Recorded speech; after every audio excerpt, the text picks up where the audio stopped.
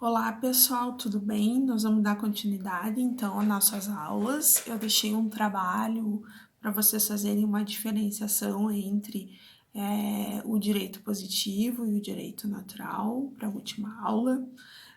E hoje a gente finaliza essa parte da ciência do direito falando um pouquinho das duas outras disciplinas que fazem parte dessa ciência. Bom, como vocês sabem, né, a ciência do direito, além de ser dogmática, né, porque possui alguns dogmas, ela também é uma ciência técnica, onde possui métodos e metodologias próprios a fim de que forme, né, uma ciência. Então, o papel, na verdade, do direito, ele é de revelar o direito, ou seja, aquilo que é colocado, né, posto pela sociedade de modo a ser regulamentado, né, pela sua convivência social. Então, a ciência normativa, né, ela estuda através dos métodos e metodologias científicas aquilo que é colocado como norma dentro da sociedade. Então, é um pressuposto, né, de que para que haja uma regulamentação em sociedade é necessário, então, regras de conduta para que as pessoas possam viver de forma pacífica. Quais são essas duas outras disciplinas ou ciências que vão ajudar a regulamentar, então, a ciência do direito, né? A teorizar a ciência do direito. A primeira é a filosofia do direito, né? Que são duas disciplinas, inclusive, que vocês, alguns devem estar estudando, outros já estudaram ou com certeza vão estudar, né? Que são estudadas nos primeiros níveis da faculdade. Primeiro é a filosofia do direito, né? Que tem como objetivo justamente analisar os fenômenos jurídicos, quais são os fins, as finalidades desse fenômeno. Na verdade, é uma disciplina de reflexão dos fundamentos do direito.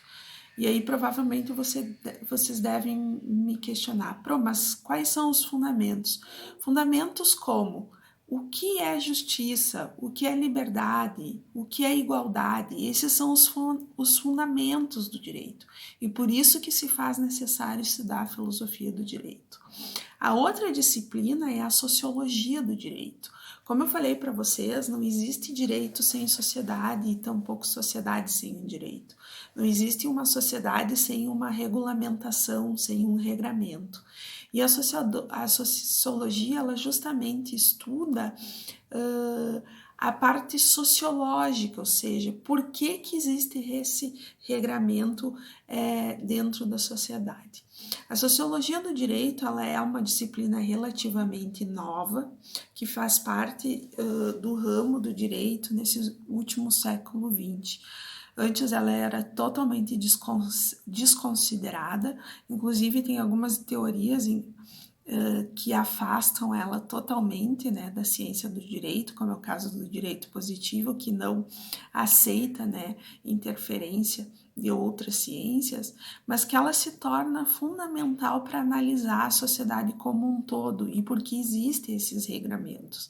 Então, a sociologia do direito, ela é fundamental para a gente poder entender os fatos sociais que estão ligados a essa regulamentação, ou seja, qual é o contexto social que está inserido, por exemplo, para ser aplicada determinada regra jurídica. Então, a ciência jurídica, a ciência do direito, ela só existe porque vai existir a filosofia e vai existir a sociologia. A interpretação da ciência jurídica se faz necessária através da análise dessas duas outras disciplinas também. E por isso que elas são fundamentais para o estudo do direito, em especial nas fases iniciais. Muitos alunos reclamam, né? Pro, mas como é que eu vou buscar a base no meu trabalho de conclusão?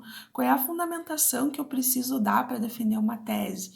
Gente, só existe fundamentação dentro do direito porque existem essas ciências que automaticamente vão fazer parte da análise jurídica. Nós não podemos deixar de lado a filosofia e tampouco a sociologia. Hoje, falar em ciência jurídica ou ciência do direito afastada dessas duas disciplinas é praticamente uma utopia. Até porque existe sim fundamentos ligados à ciência jurídica, que são pedras basilares dentro do mundo jurídico, e existe sim fatos sociais que só vão estar ligados a situações jurídicas específicas. Eu não vou ter um problema jurídico se eu não tiver por trás desse problema jurídico um problema social. Isso tanto na esfera individual quanto na esfera coletiva. Então, é de fundamental importância o destaque dessas duas disciplinas. Então, para que exista ciência do direito, se faz necessário, sim, o estudo complementar à filosofia do direito e à sociologia do direito. Então, aqui a gente fecha o terceiro tópico, que é estudar o direito como uma ciência, certo? Justamente aliado a essas duas disciplinas que contribuem, né, para o desenvolvimento do estudo do direito. A outra parte que eu gostaria de conversar, assim como a gente já viu, né, a questão do direito positivo e do direito natural, eu gostaria de conversar com vocês as teorias ligadas tanto ao direito positivo quanto à teoria do direito natural. As teorias ligadas ao direito positivo, que é aquela que é o ordenamento em si, a norma em si, e aquilo que está escrito na norma basta para uma interpretação, elas são inúmeras as teorias que podem ser aplicadas para essa corrente. Diferente do direito positivo, que se resume em 2, 3 no máximo. E aí agora nós vamos então analisar cada uma dessas teorias quanto à escola do direito positivo. Sempre lembrando, né, que o direito positivo ele é determinado por país e época, ou seja, lugar e tempo. Né? Eu vou ter um ordenamento jurídico em determinado país, em determinado momento. Nós temos como exemplo, né, o sistema jurídico brasileiro, determina pelo território brasileiro, a partir da Constituição de 1988, dita Constituição Cidadã.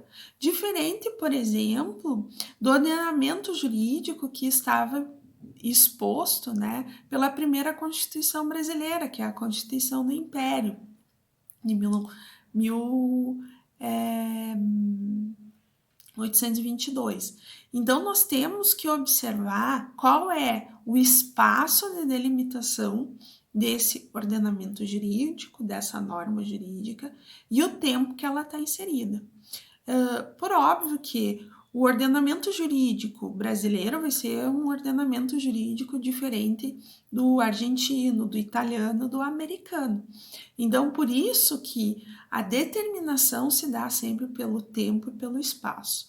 Tempo, o lapso de vigência dessa lei. Espaço, o território em que abrange a aplicação dessa lei.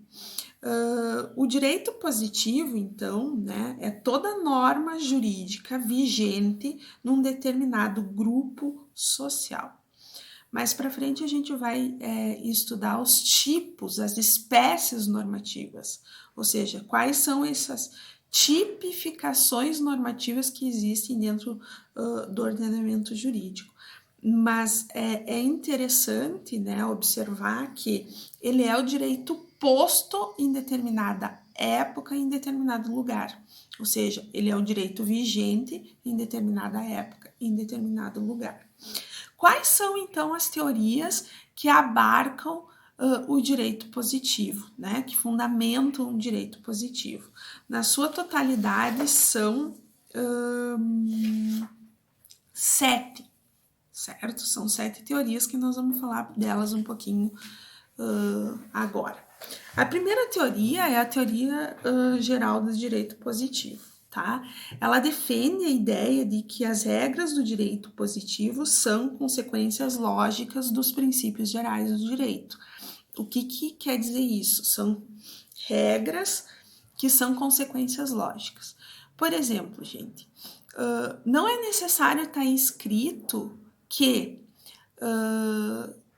todo mundo é inocente até que se prove ao contrário, né? Esse é o princípio da inocência.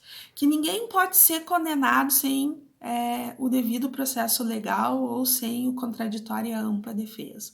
Ou seja, ninguém pode ser condenado sem ter o devido processo e também que seja dado o direito de apresentação de defesa. Então, para essa corrente, na verdade, as regras advêm de consequências lógicas dos princípios gerais do direito, ou seja, até que se prove o contrário, todo mundo é inocente, a todo é dado o direito de defesa, e aí esses princípios gerais acabam abarcando normas jurídicas, certo? É uma consequência lógica desse processo. Essa é a teoria geral do direito positivo. A segunda é a teoria pura do direito, que é uma teoria amplamente difundida dentro do direito e é defendida pelo pai do positivismo jurídico, que é um grande jurista denominado, chamado de Hans Kelsen. Para ele, a teoria pura do direito é a teoria da norma. O direito, ele não pode sofrer interferência de outras ciências, tampouco da moral e tampouco de outros aspectos aliados à vida em sociedade, certo? Então, para ele, o que vale é a norma jurídica posta, e essa norma tem que ser interpretada conforme está a letra da lei, ou seja, conforme está escrito nela o regramento. Vocês vão ouvir falar muito sobre o Kelsen, porque é uma das teorias mais estudadas dentro do direito. Tanto é que ele é considerado o pai do positivismo jurídico. E ele realmente defende de que a norma é a exteriorização do direito, por isso, teoria pura do direito. E ela não está se preocupando com o seu conteúdo, com o seu valor, certo? Então, o que está escrito na lei é o que realmente vale. A outra é a doutrina das decisões judiciárias, que é aquela teoria que fundamenta o direito positivo, mas que tem aplicação direta no direito americano. Gente, é importante destacar, eu vou falar, quando eu falar sobre fontes do direito, que o sistema jurídico, eles descendem de 2 grandes sistemas. Quais são esses 2 grandes sistemas? Um do sistema romano-germânico, que é aquele baseado no direito escrito, no direito baseado em códigos, e o outro sistema que é o anglo-saxônico, que é o sistema baseado em costumes, tradições.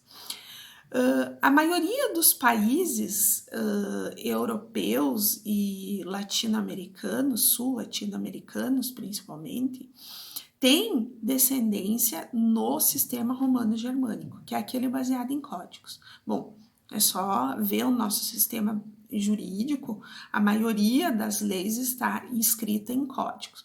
Como nós somos descendentes desse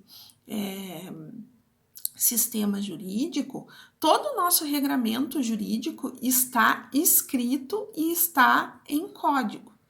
Tanto é que nós temos inúmeras das leis. Se vocês pegarem, por exemplo, o Vademecum, é o código das leis escritas.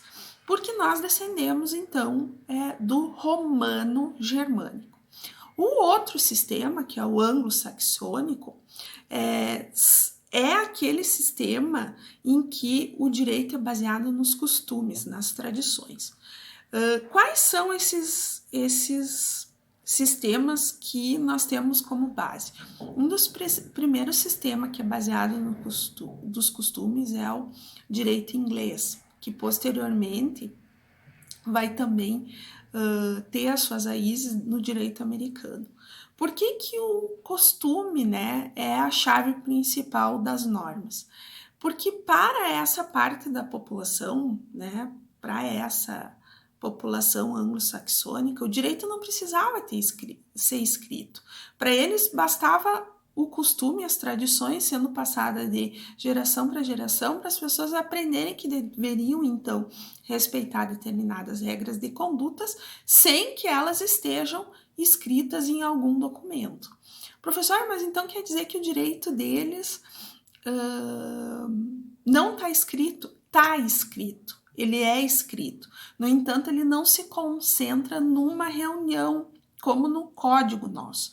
Eles se concentram em documentos esparsos, ou seja, eles se concentram em decisões judiciais para reiterar aquelas tradições, aqueles costumes que são passados de geração para geração. Bom, não é preciso falar, né, que, por exemplo, na Inglaterra eles têm o costume de ser, a gente até brinca, né, horário britânico, porque eles são extremamente rígidos, são extremamente disciplinados em seus horários, porque isso é de tradição para tradição, é de costume, vem passando de gerações e gerações, e isso não precisa estar escrito para que seja respeitado. Então, essa terceira doutrina, ela baseia a doutrina das decisões jurídicas, ou seja, ela faz parte do direito do sistema anglo-saxônico e acontece através das decisões judiciais que são emitidas pelas cortes, certo? Que isso se torna tão corriqueiro que acaba, então, sendo positivado nessas decisões, né? Acaba sendo regulamentado por essas decisões. A quarta é a doutrina da linguagem jurídica, certo? Que é a corrente moderna que se preocupa com a interpretação do direito. O que quer dizer isso?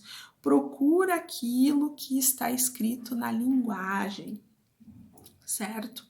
Um dos expoentes dessa doutrina é um alemão que se chama Georg Habermas, que justamente prega que todos os conflitos na sociedade, eles podem ser resolvidos quando existe entre os conflitantes um acordo válido.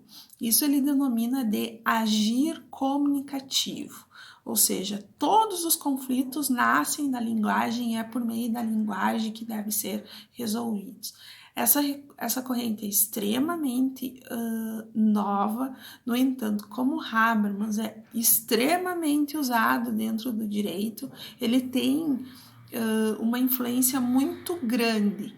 Então, essa doutrina acaba sendo aplicada dentro do direito, porque a todo momento, na verdade, a norma só existe porque nós estamos fazendo acordos válidos na comunicação.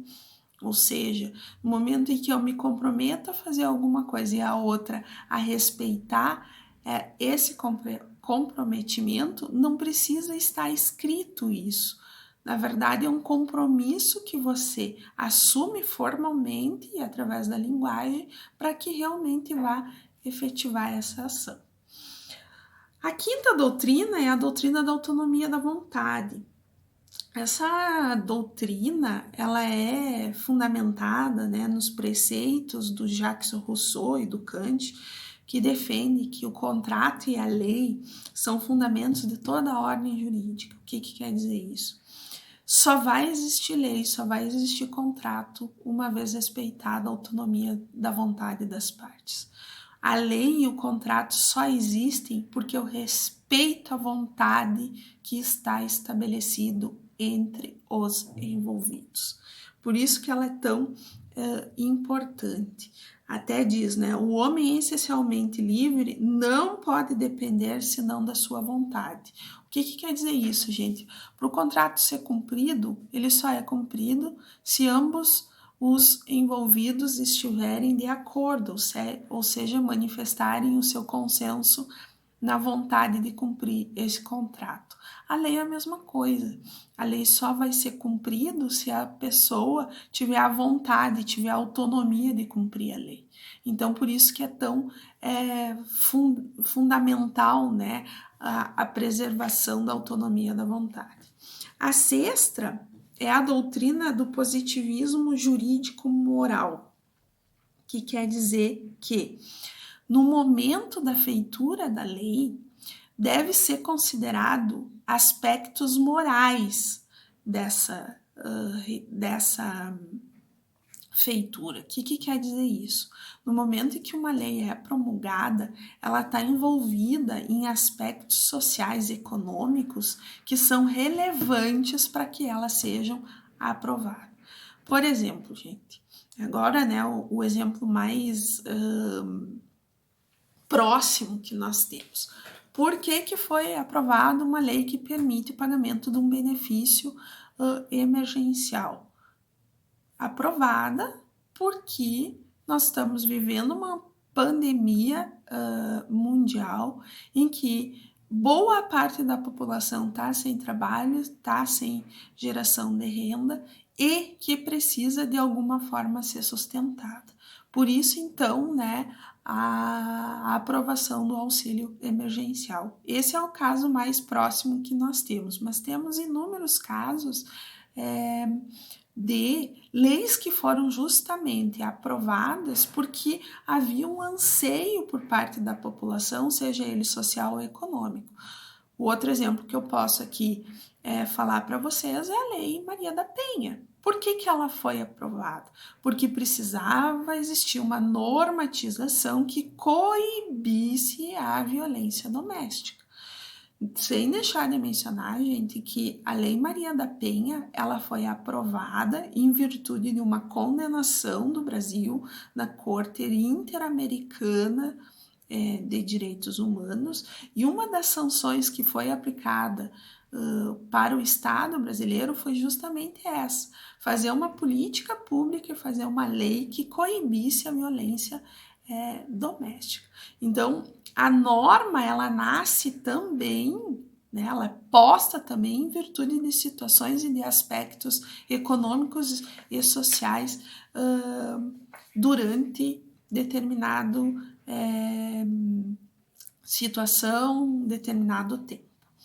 A última, né, são as teorias críticas à teoria do direito positivo, né, que justamente esquecem que o direito, além de ser uma ciência para tentar resolver algum conflito social, ele também é um meio para que a finalidade do direito seja alcançada. E qual que é a finalidade? A busca incessante pela justiça. Então, essas teorias críticas, em especial frente ao direito positivo, elas nascem justamente para dizer que o direito ele não é uma interpretação concreta da norma. Essa norma tem o objetivo final, sim, de fazer valer a justiça. Então, essa é a sétima, né, teoria, que são várias teorias, não é uma teoria específica, mas que vem criticar o direito, né, como uma norma posta, não somente para fazer a resolução no caso concreto, mas sim se fazer também justiça. As teorias do direito natural, dando seguimento, na verdade se resumem em duas. Quais são? A concepção clássica de direito natural e a concepção racionalista. Qual é a concepção clássica do direito natural?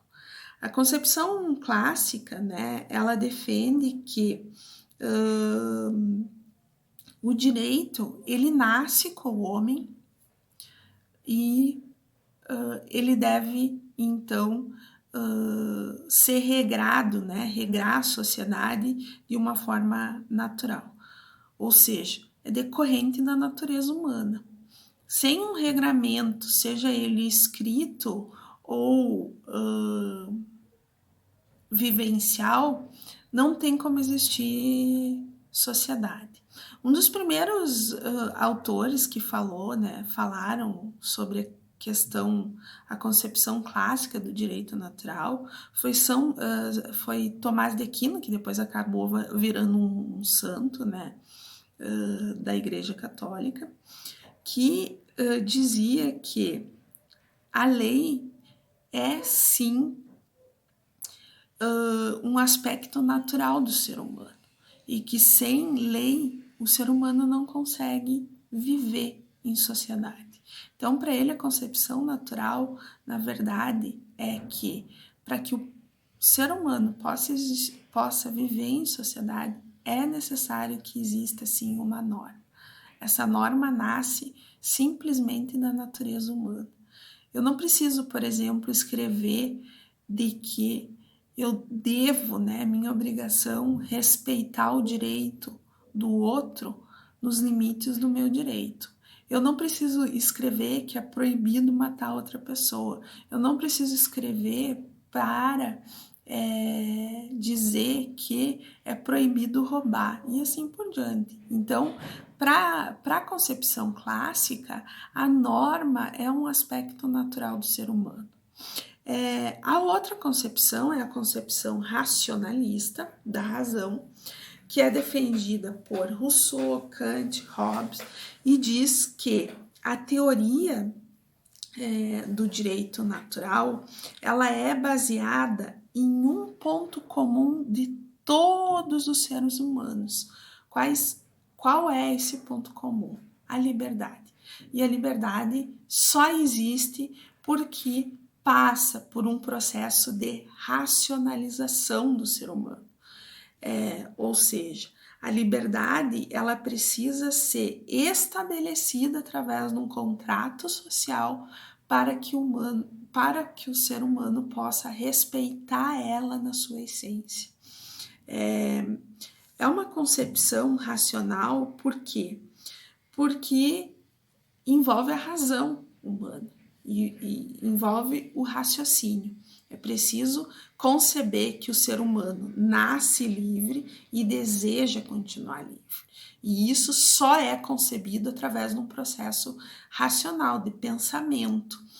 Então, para a concepção racionalista, o ponto comum da teoria do direito natural é que todos os seres humanos nascem livres e querem permanecer livres. E isso só acontece através da razão humana, em determinar aquilo que é possível, aquilo que é realizável. Eu vou fazer então aqui a pausa do primeiro momento da aula. Feche então essa primeira parte sobre a ciência do direito, a ciência jurídica, e logo em seguida agora a gente passa então a analisar as fontes do direito, certo? Até logo!